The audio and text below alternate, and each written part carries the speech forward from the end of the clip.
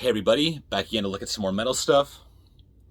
When I put out these 5 random metal releases, generally what it's going to be is 3 new purchases, 1 older thing that I haven't looked at before, and then 1 random item like a cassette, a 7-inch, a live album, a collection, just something that I don't see myself looking at in detail elsewhere.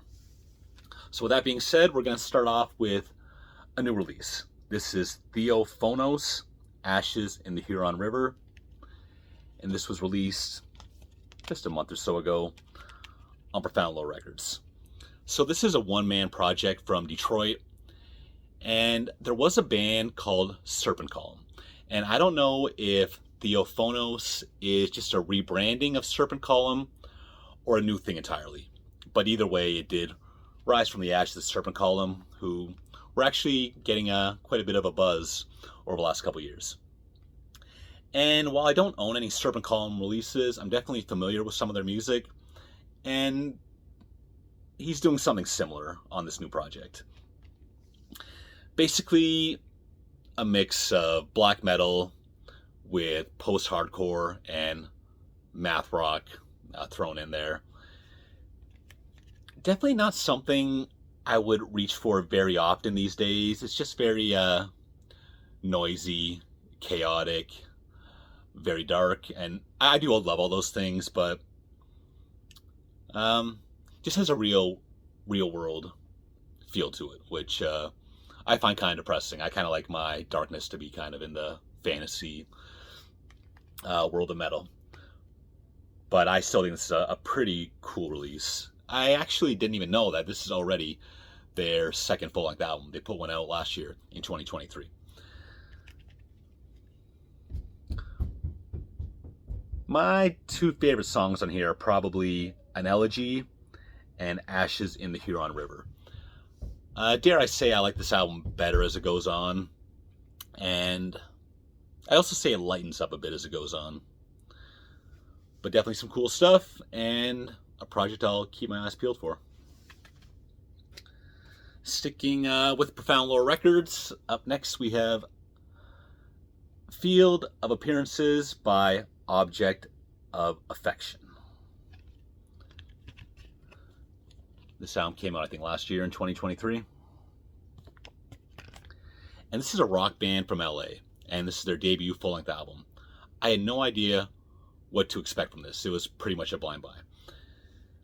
So, first song, I'm hearing some emo, even some pop punk. As the album goes on, I'm hearing noise rock, goth rock, post-punk, Depeche Mode sounding tracks, and everything in between. It's all very 90s and pretty refreshing, and overall, I gotta say that I like it. Okay, next up, I talked about these guys not too long ago. This is House of Atreus, and this is their second full-length album, From the Madness of Ixion. This came out, I believe, 2018 on Iron Bonehead. And this is one of my bands of the moment, similar to a Stargazer recently. I want to collect the whole discography, so I got the first 2 full-length albums, and they have just put out an EP, also on Iron Bonehead, in 2024. I've already purchased that. I got it. I just haven't listened to it yet. I'm taking my time getting into these albums. So look at that some other time. But, again, Argoslant comparisons are unavoidable. But, simply put, I heard this somewhere that this style of music is just great for putting the heavy metal back in extreme metal. That's what they do best.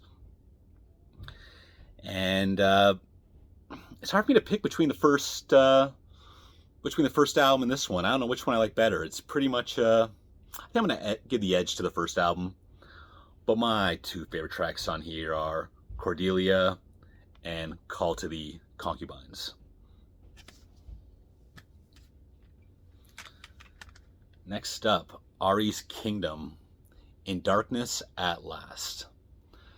I have looked at this album briefly before, but it's been in my car constantly lately, and I think it was an old video that was just no good, and I deleted it. So I'm gonna look at this again. So Ari's Kingdom formed 1996 in Kansas City, and this is their sixth and most recent full-length album, which came out in 2022 on Nuclear War Now.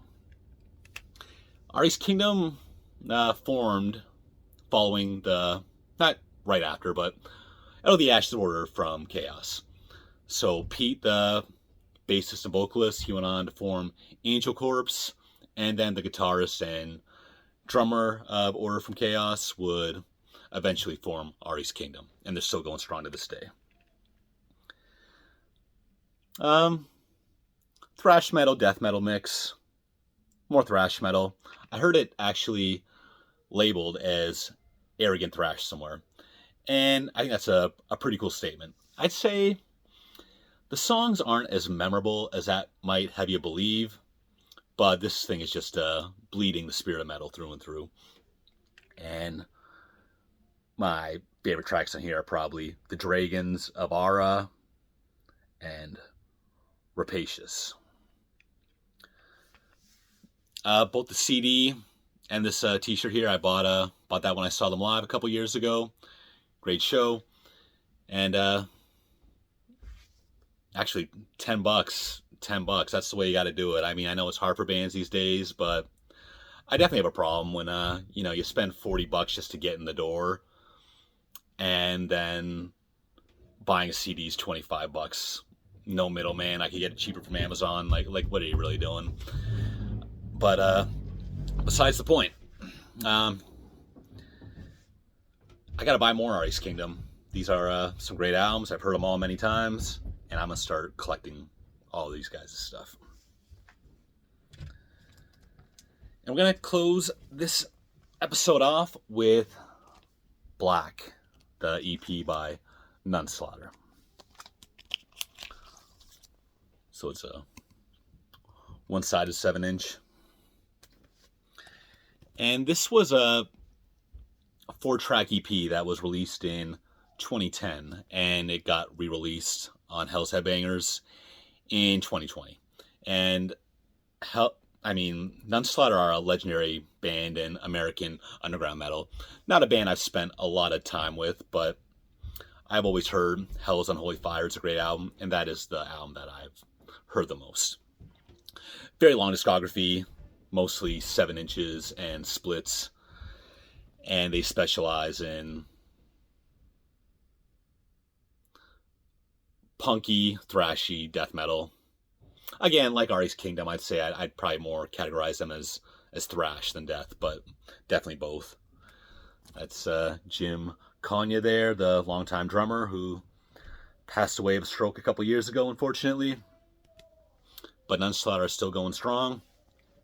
And they were actually just touring with Profanatica and Tombs, and that would have been a cool show to see, but they bypassed Toronto. They did play Ottawa, but didn't play Toronto. So yeah, this is like really short. 4 songs, not even 8 minutes long. Don't really have a standout on here, but another cool thing to add to the collection. And that is it for today. I'll see you on the next one. Thank you.